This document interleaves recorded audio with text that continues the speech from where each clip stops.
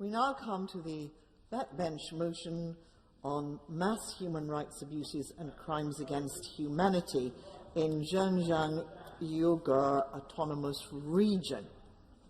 And I call Nusrat Ghani to move the motion. Thank you, Madam Deputy Speaker.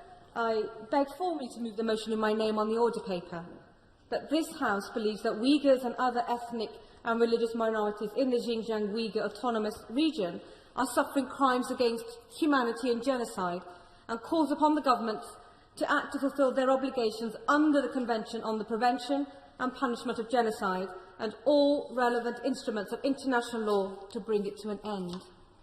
It's a privilege to open this important debate and historic motion. I want to put on record my thanks to IPAC and in particular Luke de Pulford for coordinating MPs around the world in keeping the Uyghur high in national parliaments. Madam Deputy Speaker, today's historic debate wouldn't be possible without a key ally to the Uyghurs and the one sponsor of the debate that would have been so proud of us all here today for doing the right thing, I hope, at 5 o'clock.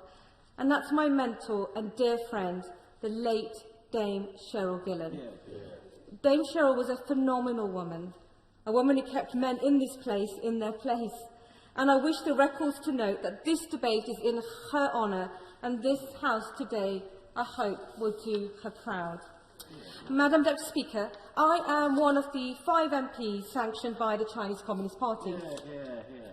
These sanctions were an attempt to silence and intimidate us, to prevent us from raising the growing evidence of the abuse faced by the Uyghur. Would my honourable friend give way on that point? Oh, indeed. Does my honourable friend not agree with me that when a national government sanctions one member of parliament in this place, that government, that national government, is actually sanctioning all members of parliament in this place, and it is incumbent on all of us, all 650 of us, to stand as one at this moment? My honourable friend could not have put it more perfectly. Sanctioning of 5 MPs for raising human rights abuses, I believe, was sanctioning this House and asking it to stop raising human rights abuses in Xinjiang, and the whole House needs to act as one. But as I mentioned, the fact that we're here today and having this debate shows that the sanctions just haven't worked. My sanctions, I can only assume, followed my campaigning on the genocide amendment to the trade bill and my base select committee report that exposed that Xinjiang is a Uyghur slave state and recommends we blacklist UK firms putting slave-made products on our shelves. As we all know, basic checks and transparency standards can't be guaranteed in Xinjiang, so businesses find it difficult to guarantee that they are slave labour free. So let's just cut to the chase and blacklist firms who are linked to Xinjiang unless they are uniquely able to offer adequate proof that they are slave labour free. The British customer doesn't want to be duped into putting money in the pockets of firms profiting from slave labour. I hope the Minister can wholeheartedly support the rest of the recommendations in this Select Committee report.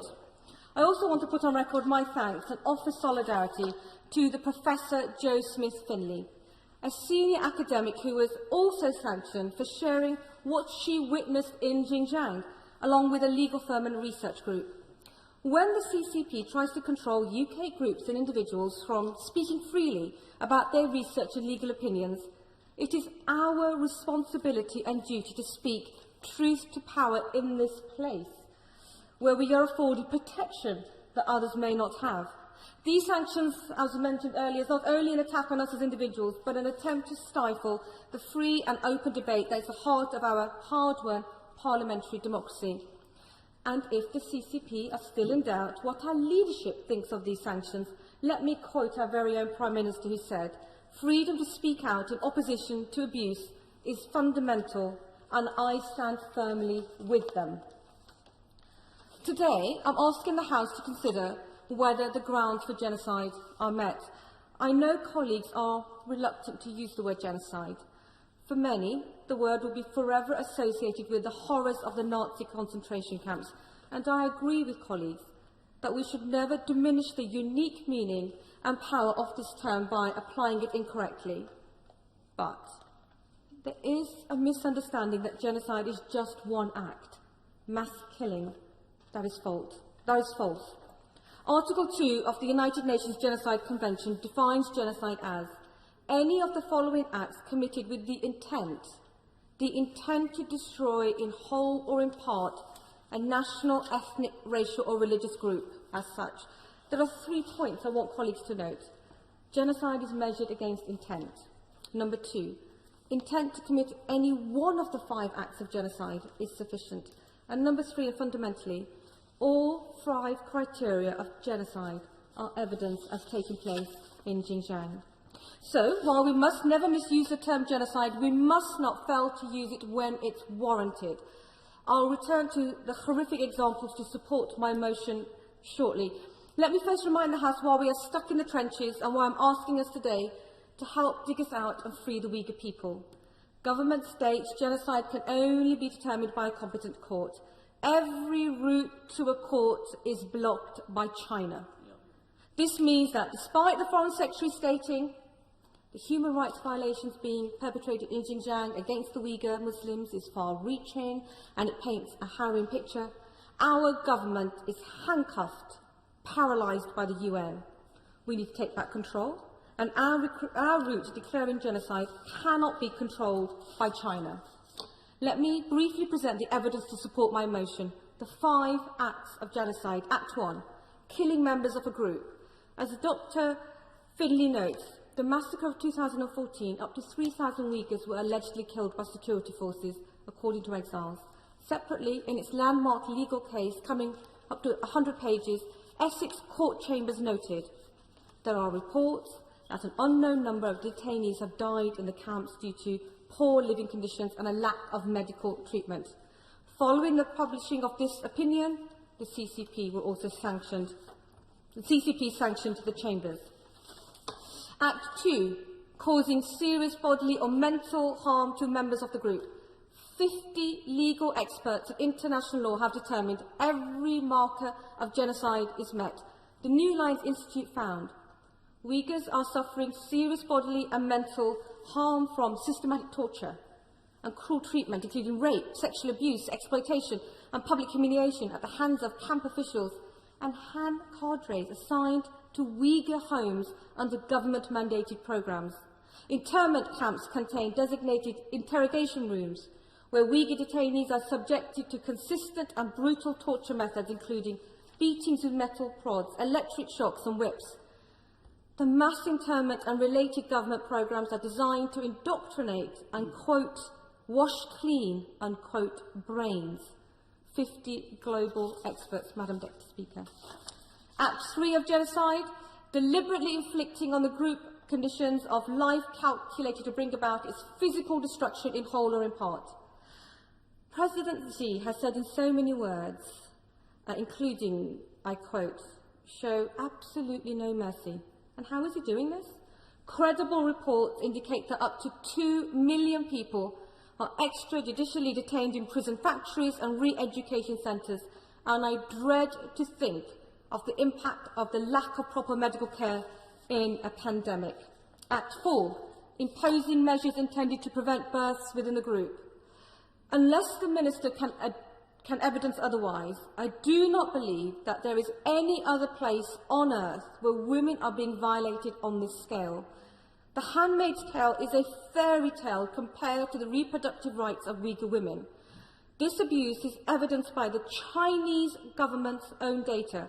2014, over 200,000 birth control devices were inserted in women in Xinjiang. By 2018, this had increased by 60%. So despite the region accounting for just 1.8% of China's population, 80% of all birth control device insertions in China were performed in the Uyghur region. No wonder it explains that in one of the regions, birth rates are down by 84%. If it could get more chilling, China no longer shares the data by ethnicity, trying to scrub away the evidence. Time is running out for the Uyghur, especially the women. And finally, Act 5, forcibly transferring children of the group to another group. This unique barbarism of the CCP is a slow-motion genocide. It's really hard to believe that they are doing this as their final act of horror. New York Times reported on public CCP data that nearly 500,000 children have been separated from their families. This is key as it shows the CCP's intent to strip children from their parents, basically disrupting intergenerational linguistic, cultural and faith transmission. And let me quote the CCP again. Break their lineage, break their roots. I don't expect the Minister to have any arguments to dispute any of the evidence I've put forward today. I do expect to hear from the dispatch box, considering the crimes, how the Foreign Office will fully cooperate with Sir Geoffrey Nice QC's independent Uyghur tribunal. Madam Deputy Speaker, we're not alone. Countries around the world are declaring genocide and parliaments in Europe are watching us today and will take our lead.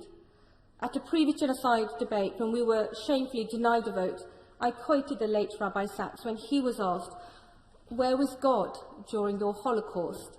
And the late Rabbi Sachs responded, "The question isn't where was God, the question is where was man?"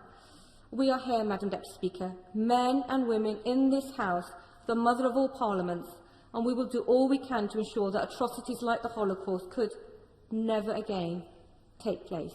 I beg to move. Question is, as on the order paper,